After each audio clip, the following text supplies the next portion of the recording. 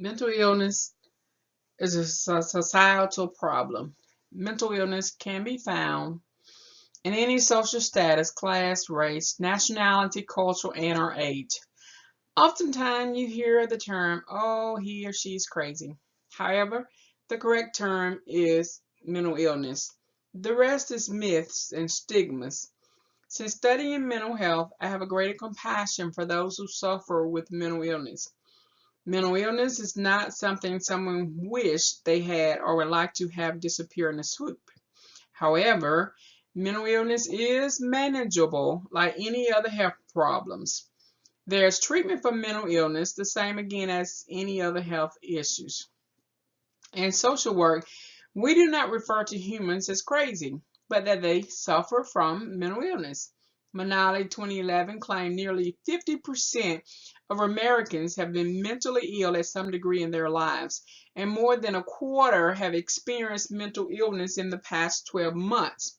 Nevertheless, also, McNally 2011 also found in a study of American adults that half of those who had suffered from mental illness developed their disorder before the age of 14, and three-quarters of them had fallen ill by the age of 24.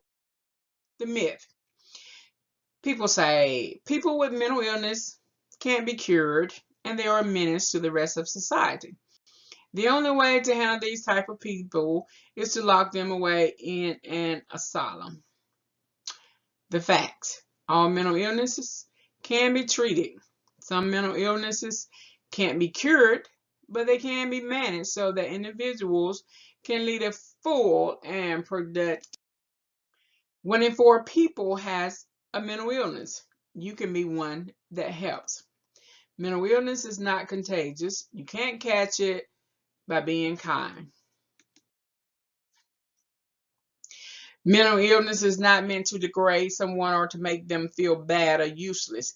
People experience real psychological and behavioral syndromes, which cause significant distress or interfere with a person's ability to function in everyday life or both.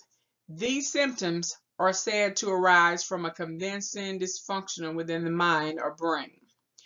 Manali 2011 reported stigma and discrimination against people with mental illness is a global problem with considerable public health significance in which many people with mental health problems are undertreated and excluded, socially excluded.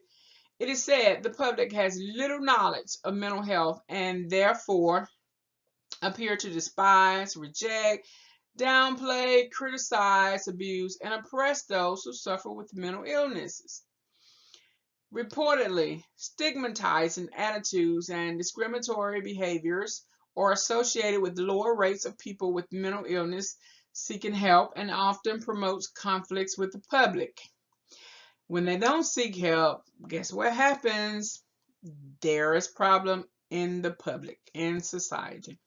It is further indicated at the societal level, stigma contributes to general social and economic burden through lost productivity and lower rates of employment and income.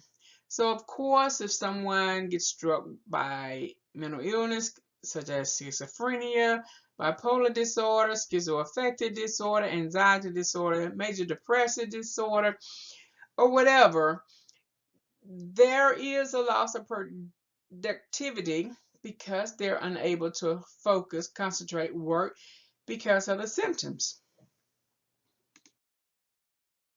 In the fight against mental illness, there are many social work organizations and individuals who contribute significantly to this cause. NASW is one of the largest professional social work membership organization in the world. It has over 132,000 members as of 2015.